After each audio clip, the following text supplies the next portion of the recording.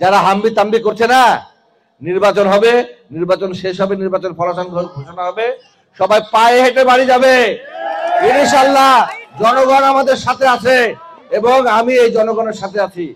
আমি চিন্তা করি এই পাবা মোহনপুরবাসী বেকার যারা আছে তাদের কিভাবে কর্মসংস্থান হবে। আমি চিন্তা করি আমার মায়েরা বোনেরা কখন ফ্যামিলি কার্ড পাবে।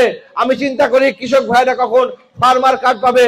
আমি চিন্তা করি কখন শহীদ রাষ্ট্রপতি জিয়াউর রহমানের মতো আবার সুজলা সুফলা শস্য শ্যামলা এই বাংলাদেশ আমরা গড়ে তুলবো। সুতরাং আপনারা আমাদের পাশে থাকবেন তো? থাকবে না? থাকবে না? আমিও আপনাদের সামনে ওয়াদাবদ্ধ হচ্ছি যে আগামী দিনে যে কোনো ষড়যন্ত্রের সঙ্গে মোকাবেলা করে আপনাদের সাথে পাশে থেকে আমার জীবনের শেষ রক্তবিন্দু দিয়ে হোক আপনাদের পাশে থাকবো।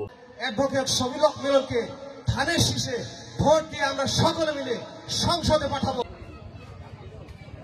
ধন্যবাদ বাবুরানীকে। রবিউল ইসলাম সদস্য সচিব উপস্থিত আছেন, সভাপতি সাহেব, সকল নেতৃবৃন্দ উপস্থিত আছেন। যে তাণ্ডবে আমরা মুখ খুলে একটি কথা বলছি, শুধু একটি কারণ, আমি দাঁড়াতে পারে পাশাপাশি বেশ বিভ্রান্তি করার চেষ্টা করছে।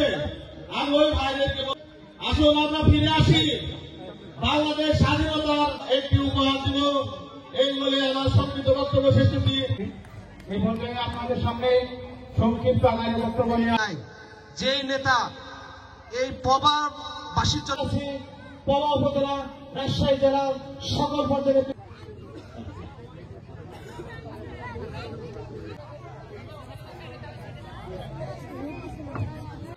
স্যারকে মঞ্চে আসন গ্রহণ করার জন্য বিশেষভাবে সামনে বক্তব্য রাখছেন 7 নম্বর ওয়ার্ড বিএনপির সাবেক সঞ্চালনায় আজকের এই সভাপতি ফারুক হোসেন আমাদের সাথে থেকে আমার সহযোদ্ধা এবং আগামী ত্রয়োদশ জাতীয় সংসদ নির্বাচনে